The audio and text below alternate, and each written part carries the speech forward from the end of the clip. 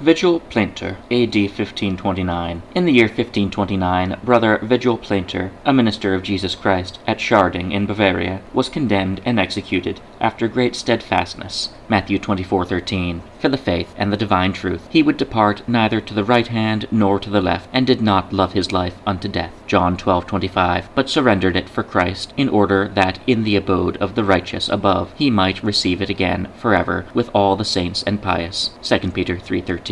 Lewis and two others, A.D. 1529. In this year also a brother named Lewis, footnote, Lewis belonged to the Church of the Waldenses, whose sound faith we have shown elsewhere, end footnote, a minister of Jesus Christ, learned and well versed in the Hebrew, Greek, and Latin languages, and experienced in the Holy Scriptures, was executed with the sword at Constance on the lake of the same name, after being long imprisoned there. At his departure he gave many excellent instructions, so that many were astonished and were moved to weep with him. John Hutt, A.D. 1529. In this year John Hutt, footnote, this John Hutt was also one of the old Waldensian brethren, end footnote, a faithful minister of Jesus Christ, was apprehended for the divine testimony at Augsburg in Swabia, where he was brought into a tower. Finally, they ceased their severe questions and tortures, and he was left to lie as one dead. Then they went away, leaving a light in the prison, near the straw, by which the straw was set on fire. When they returned to the tower, they found him dead. They then carried him, dead as he was, in a chair on a wagon before the court, where he was condemned to be burned. His son, Philip Hutt, fell asleep in the Lord in the church at Heim. This John Hutt composed a hymn of thanksgiving, which we sing at the memorial or supper of the Lord. Besides this, he composed one or two other hymns. Wolfgang Brandhuber, Hans Niedermeyer, and many others, about 70 in all, A.D. 1529.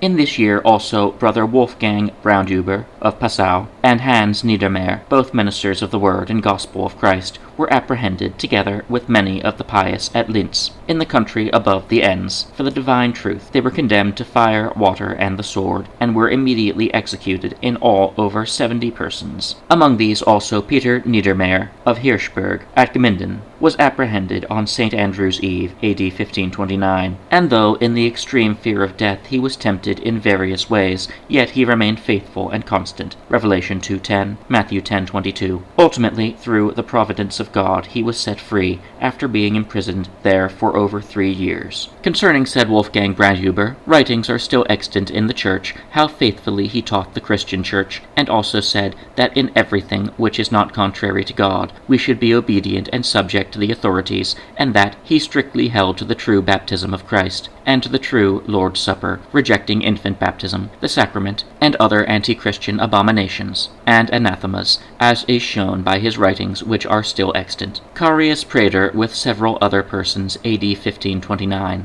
About this time also Carius Prater, a minister of the Church of God in the country of Salzburg, and several other persons were shut up together in a house and burned. A hymn is still extant in the church, which this Carius composed.